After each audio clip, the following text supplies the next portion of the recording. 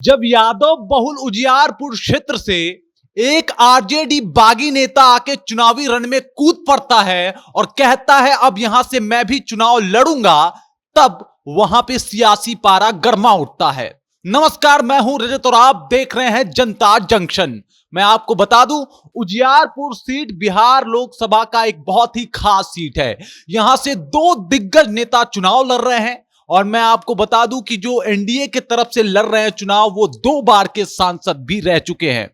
और एनडीए की तरफ से चुनाव लड़ रहे हैं नित्यानंद राय, जो कि इससे पूर्व 4 बार हाजीपुर से विधायक रहे हैं और उसके बाद मोदी लहर में ये चुनाव लड़ते हैं उजियारपुर से और जीत जाते हैं। फिर दोबारा 2019 में ये चुनाव लड़ते हैं और जीत जाते हैं और साधारण अंतर से नहीं, लगभग 2.25 लाख वोटों से हराते हैं उपेंद्र कुशवाहा को वहां से। और इसके बाद इनका सामना इस बार होने वाला है, आरजेडी की तरफ से चुनाव लड़ रहे हैं आलोक कुमार मेहता, जो कि आरजेडी के टिकट पे चुनाव लड़ रहे हैं। लेकिन अभी तीसरे नेता की एंट्री हो गई है और तीसरे नेता है अमरेश राय, जो कि बागी नेता है, उपाध्यक्ष रह चुके हैं इससे पहले आरजेडी की तरफ से, लेकिन अब वो बागी हो चुके हैं और वो कह रहे हैं अब मैं भी चुनाव लड़ूंगा। उनका सीधा सीधा आरजेडी के ऊपर आरोप है कि आरजेडी अपने पार्टी के कार्यकर्ताओं की अनदेखी करती है, इस वजह से मैं अब आरजेडी का साथ छोड़ रहा हूं और अब मैं उजियारपुर से निर्दलीय चुनाव लड़ूंगा। अब ये इनका फैसला कहीं ना कहीं थोड़ा सा टेंशन बढ़ाने वाला है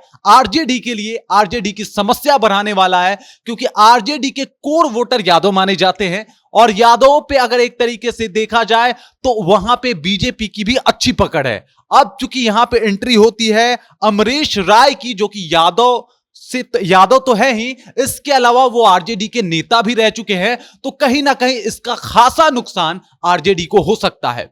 लेकिन अगर एक तरीके से देखा जाए तो उजियारपुर में अभी जो वर्चस्व है वो है नित्यानंद राय का। नित्यानंद राय बहुत बड़ा नाम है, बहुत बड़े नेता हैं, बीजेपी के काफी कद्दावर नेता माने जाते हैं और 4 बार हाजीपुर से ये विधायक रह चुके हैं, वो भी लगातार। उसके बाद 2 बार, पहली दफा वो सांसद चुन के जाते हैं 2014 में और फिर उसके साथ 2019 में भी सांसद बन जाते हैं। और 2019 में ये सांसद बनते हैं तो साधारण नहीं, लगभग 2.25 लाख वोटों से उपेंद्र कुशवाहा को, जो कि रालोसपा के अध्यक्ष हैं, उनको हराते हैं और अपना झंडा गाड़ देते हैं। इस वजह से आप समझ सकते हैं उस वहां पे उजियारपुर के क्षेत्र में कितना ज्यादा पकड़ है नित्यानंद राय का, कितना मजबूत वोटर हैं उनके। इनका बहुत ज्यादा फायदा इसलिए भी होता है क्योंकि अगर ये बीजेपी में है तो सवर्ण वोटर भी इनके साथ आ जाते हैं और यादव वोटर पे भी नित्यानंद राय की खास पकड़ मानी जाती है।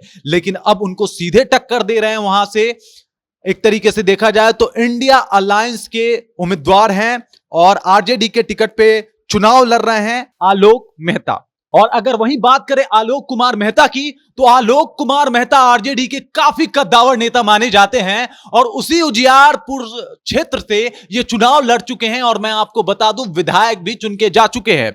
इससे पूर्व वो 2004 में वहां से सांसद चुने गए थे और सांसद जीत के आए थे, मतलब उनका भी दबदबा उजियारपुर में रहा है। लेकिन अभी चुनावी समीकरण पूरा उलट पुलट हो गया है। उजियारपुर के बारे में और भी बहुत खास बात मैं आपसे शेयर करने वाला हूं, बताने वाला हूं।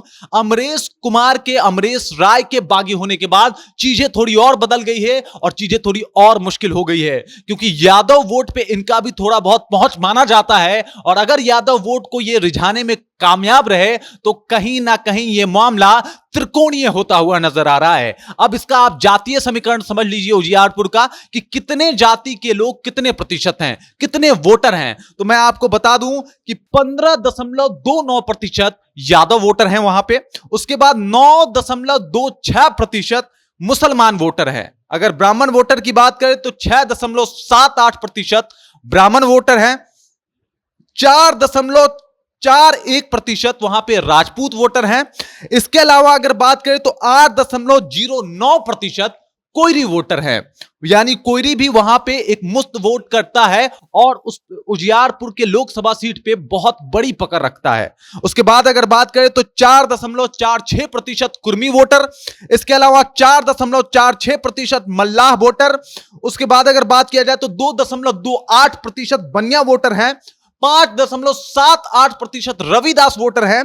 इसके अलावा 9.05% पासवान वोटर हैं और वहीं 2.01% मुसहर वोटर हैं। अब इस जातीय समीकरण को कैसे भेद पाते हैं ये तीनों प्रत्याशी, ये देखना काफी दिलचस्प और रोमांचक होगा। बाकी फैसला जो है वो 4 जून को सुनाया जाएगा।